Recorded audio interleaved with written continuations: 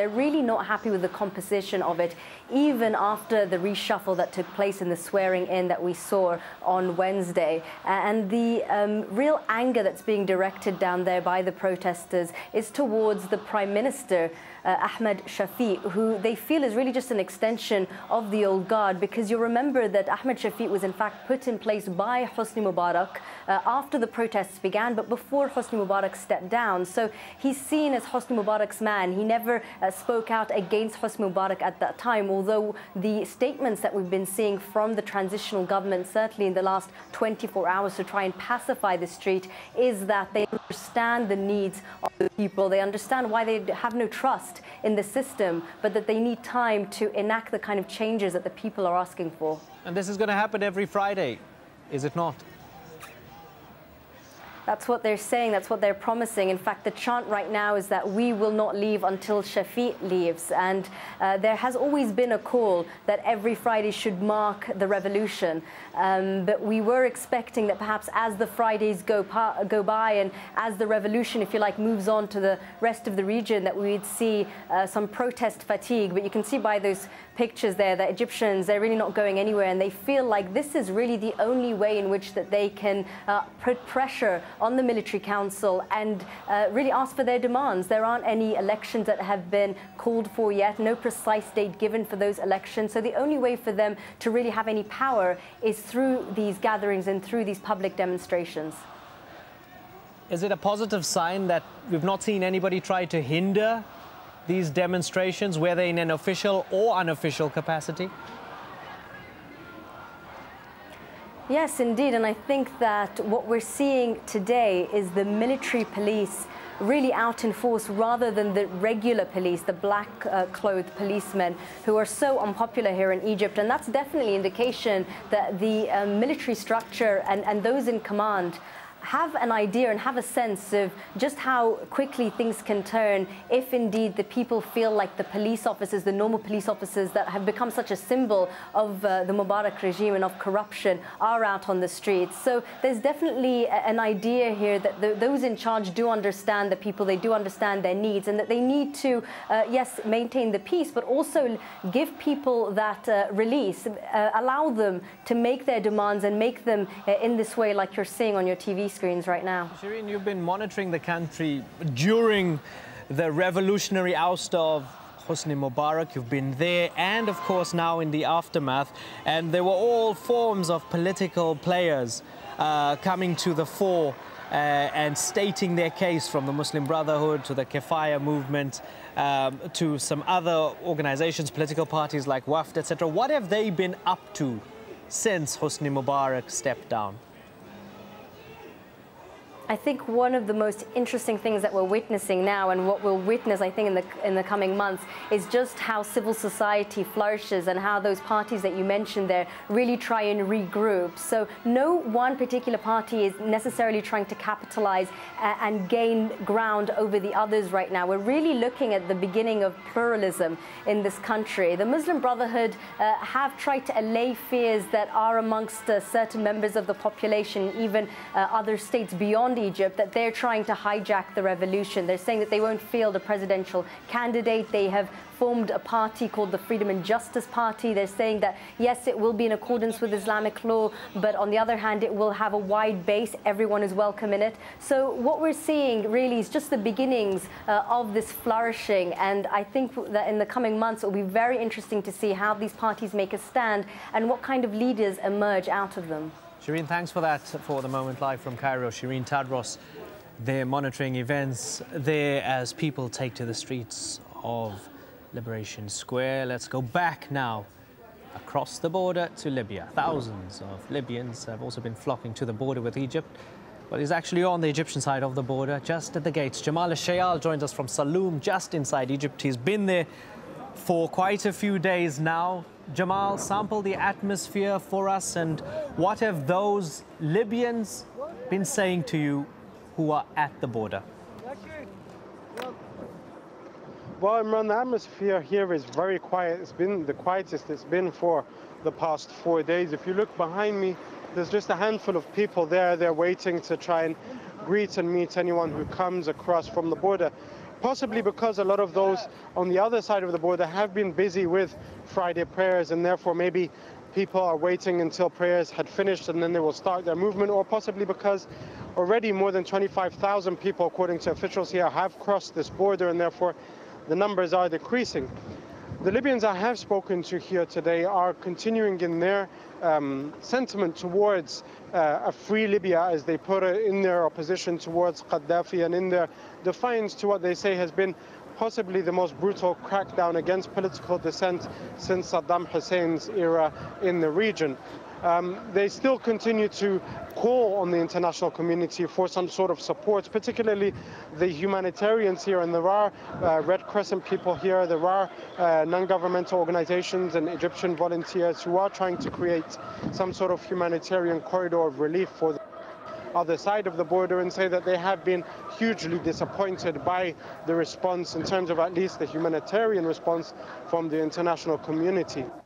So the sentiments here, whilst there is still quiet in terms of the movement of people here, but the loudness and voice of those coming here and the vociferousness in their opposition towards Gaddafi remains at a high, Amran. Hundreds have been killed. It's difficult to get an exact figure. We know that possibly thousands have been injured, and you mentioned the Red Crescent and others trying to develop this humanitarian corridor and take supplies to those who were injured during the crackdown. Do you know what sort of supplies they were taking across in a specific sense? Well, so far we've heard of several thousand liters of blood, particularly type A and type B, which apparently are at an extreme low on the other side of the border.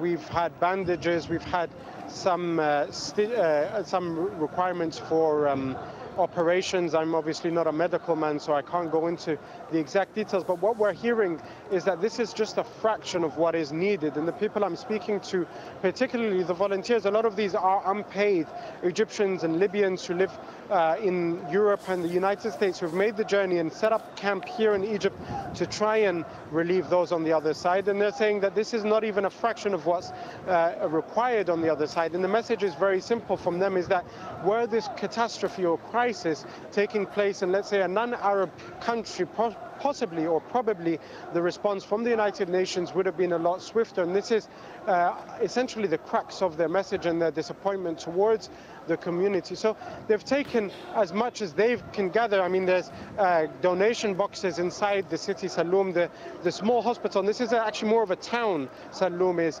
here, has tried to send its own doctors across the border, and they're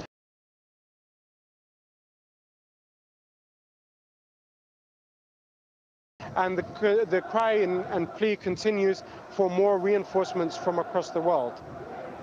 Jamal Shaya live from Saloum, just on the Egyptian side of the Libyan-Egypt border, of course on the border with the east of Libya, which is witnessing some extraordinary scenes here in Derna, in the east of the country, where those authorities in charge have been kicked out or turned by the anti-Gaddafi protesters, the pro-democracy protesters, these banners and chants after Friday prayers in Derna. Thousands of people showing solidarity with the movement to try and oust Muammar Gaddafi. Let's listen now to what the EU Foreign Policy Chief, Catherine Ashton, has to say. It's also going on in the UN. So we've been looking at the possibility of restrictive measures to try and put as much pressure as possible to stop the violence in Libya and to see the country move forward. And again, the range of different issues we're examining, travel bans, asset freezes, other measures, which will be in discussion, as I say, with New York, as well as discussing amongst the 27. I've also been talking to the White House, and I'll be talking to Secretary Clinton later today, and meeting with her deputy tomorrow, and then meeting with her again on Monday, when we're both in Geneva for the Human Rights Council. So the three aspects of what we're doing. First of all, the evacuation. Secondly, the coordination of what the EU can do to put pressure on the situation in Libya to stop the violence. And thirdly, the collaboration internationally, particularly with the Security Council, to ensure that we have a coordinated approach. I don't have to tell you, as I said again, the difficulties. We are looking to support in a humanitarian way. We've got money that's gone into the Red Crescent and Red Cross on the ground. We do have people in the region, not yet in Libya for obvious reasons, but we're looking at the prospects of being able to do that in the not too distant future, and trying to offer support to the UN agencies who are also at the borders at the present time. And again, we've been in touch with the UN to coordinate all of that. Of course, the other purpose of the meeting today was to continue the work that we have to do for the longer term, and particularly in 2 or 3 particular ways. First of all, last night we talked about the missions that we have, and especially focused on the mission from the coast of Somalia to try and combat piracy. I described the situation as being one where the pirates... Okay, she's moving on to other issues now. Live from Godolo in Hungary. Catherine Ashton, the EU's foreign policy chief, addressing the situation in Libya, talking about coordination between the European Union and the UN Security Council, talking about delivering humanitarian supplies and the challenges awaiting those trying to deal diplomatically and politically with the fallout of what's going on in Libya. Well, the UN's top human rights official has said the international community should step in vigorously to end the crackdown in Libya. We owe them our solidarity and protection from violence. We must heed their aspiration for freedom, dignity, and responsible governance.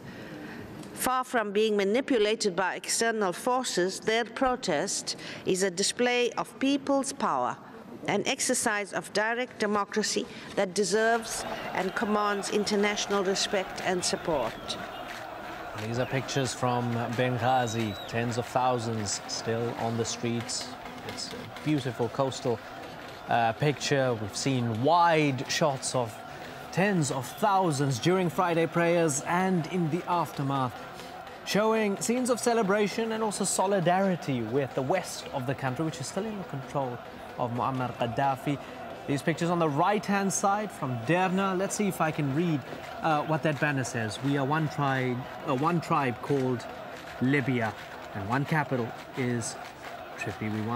We want freedom of speech. Once again, solidarity, rejecting tribalism in Libya. Benghazi and Derna, those are the pictures, dramatic scenes. Let's bring our guest back in, Ibrahim.